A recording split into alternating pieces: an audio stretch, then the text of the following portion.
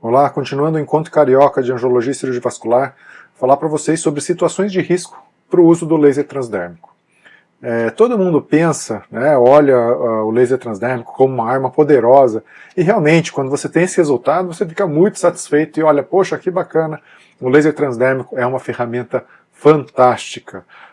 Isso tudo é muito bonito, mas é claro que, como tudo na medicina, nós precisamos sim de avaliar riscos e limites de cada ação que a gente tem.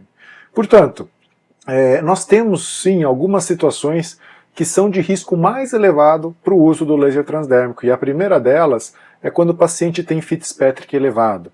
Por que motivo? Quando nós temos um aumento da quantidade de melanina a ser atravessada por esse laser, essa luz vai sofrer uma interação diferente nessa quantidade maior de melanina, que é o aumento da sua absorção, e não só isso, como é demonstrado já em vários estudos de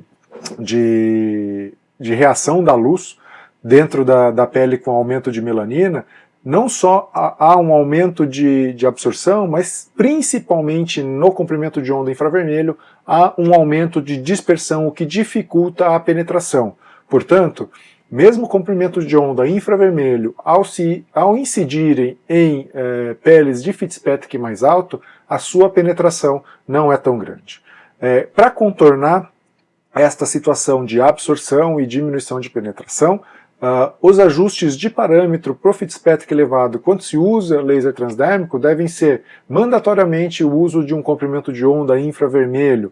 Além disso, os spot sizes devem ser maiores que os habituais, ao mesmo tempo que ao evitar os spot sizes menores, nós também estamos evitando densidades energéticas muito altas. E finalmente, a duração de pulso deve ser mais longa para evitar se aproximar de um pico de temperatura próximo de epiderme. E se vocês analisarem muito bem esses parâmetros de laser, percebam que são parâmetros que são ajustes muito restritos para o tratamento de telangiectasias com o uso do laser. Outra situação de risco para o uso do laser transdérmico são pacientes com pele seca.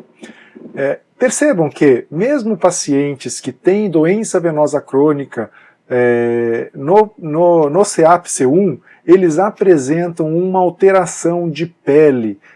Então, olhem aqui esse estudo mostrando pacientes CEAP-C1 e C2, além de CEAP-C3 também, mas pacientes sem qualquer tipo de lesão de pele. Esses pacientes já apresentam um conteúdo de água de extrato córneo menor, com uma perda de água transepidérmica maior. O que nós sabemos? Que a hidratação da pele é fundamental na troca de calor. Quer dizer que quando a pele está seca, o movimento do calor conduzido dentro da própria pele, também quanto aquele que vai para o meio ambiente, ele é prejudicado. Você não consegue ter essa transmissão na pele seca. Além disso, a própria recuperação dérmica está intimamente relacionada com a capacidade de hidratação, inclusive mais relacionada com a hidratação do que o próprio fluxo sanguíneo. Portanto, a pele seca está presente nos pacientes CEAP-C1. E nos pacientes acima de 65 anos, a estimativa é até que 75% deles têm a pele desidratada. E isso, com o uso do laser, pode causar queimadura.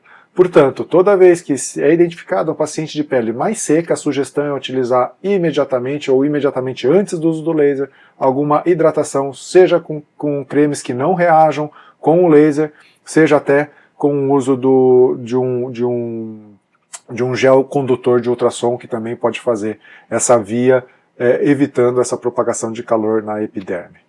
Terceira situação de risco para o uso do laser transdérmico, quando se utiliza parâmetros com limites arriscados.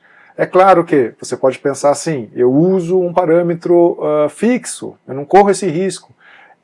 Ao usar os parâmetros fixos, você sim tem mais segurança. No entanto, ao usar o parâmetro fixo, você também está fingindo que está usando a técnica do laser, assim como a tartaruga finge que está correndo. Tá?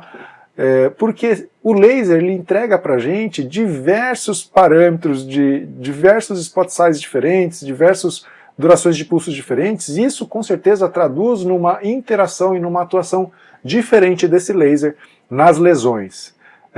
Mas, ao realizar essas modificações, para atuar de forma mais precisa nos seus vasos, você tem que saber também que alguns parâmetros vão levar ao uso desse laser a um outro patamar de risco. Por exemplo, tomar cuidado com o spot size grande em regiões de baixa vascularização, porque o spot size grande vai dar alta penetração, concentrando energia muito abaixo da derme. Com isso, uma área maior de lesão num tecido de baixa vascularização pode provocar necrose.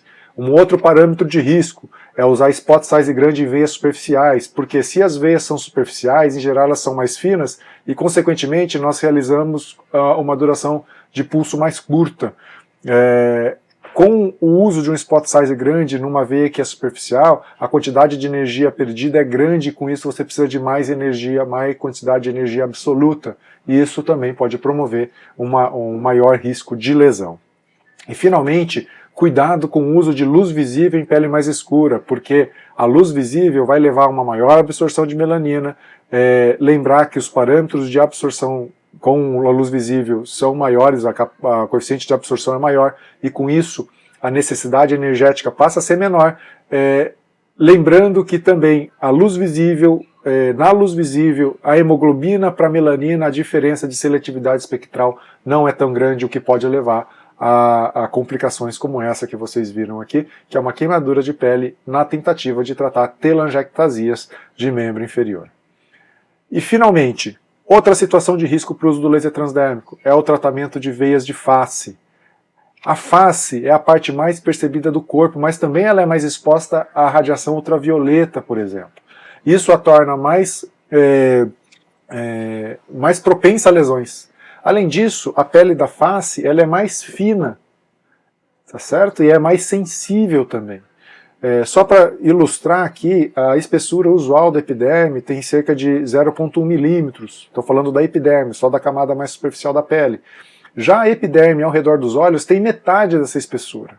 Além disso, nós estamos aplicando laser na proximidade dos olhos. Tá? E lembrar que o 1064 é o laser que está mais relacionado com injúria ocular. Certamente, o cuidado adicional quando se faz o tratamento nessa área, portanto, é essencial. Essas lesões aconteceram principalmente quando não se utilizou proteção ocular, mas lembrar que ao disparar sobre óculos de metal, a reflexão aumenta muito e as proteções de plástico podem derreter quando absorvem o laser. Tá? Por isso, sugestões de uso quando vão fazer laser em face. Use uma fina camada de gel na região periorbital. Sempre dispare para fora do globo ocular. E se utilizar na região de asa de nariz, utilize spot sizes pequenos para não se aprofundar e não faça sobreposição de disparos. Com esses cuidados você consegue obter resultados muito bons, seja na região periorbital, seja na região de asa de nariz. Essas foram, portanto, algumas situações de risco que a gente tem que chamar a atenção para o uso do laser transdérmico. Lembrem-se que se pode elevar o limite do tratamento, se pode levar esse risco a algo um pouquinho a mais, mas isso exige conhecimento técnico e segurança de uso. E responsabilidade e bom senso, essas sim são ferramentas fundamentais e essenciais, não só no uso do laser, como para qualquer tratamento médico. Evitar complicação e chegar onde se quer, para que isso aconteça, o ideal é conseguir prever o que pode dar errado, e ao prever o que pode dar errado, tomar as medidas necessárias para que isso não dê errado. Esses são os contatos, a gente fica aqui à disposição para discussão na sequência.